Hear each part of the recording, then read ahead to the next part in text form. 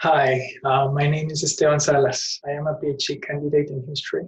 and a Kellogg Institute Dissertation Year Fellow for the 2020-21 academic year. My dissertation is entitled The Birth of the Slave Plantation System in the Region of Benguela,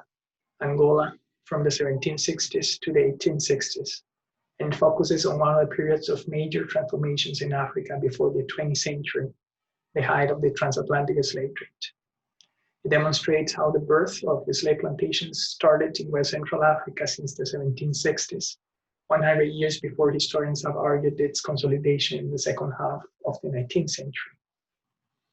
By using sources from archives in Angola and Portugal,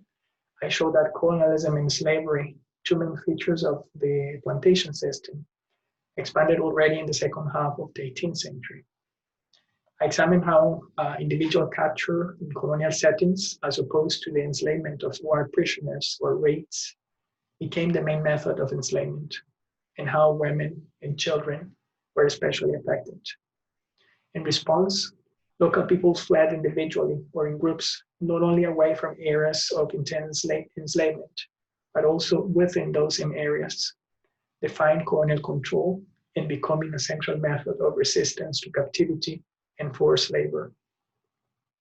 In addition, color classification racialized terms like black and mulatto that were used to label distinctions of social status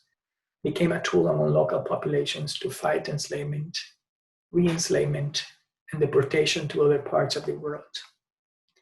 Overall, my research provokes tension on the history of the Age of Revolutions in the 18th and 19th centuries by demonstrating that transformations in West Central Africa were not exclusively about social or political emancipation, despite the resistance of local people,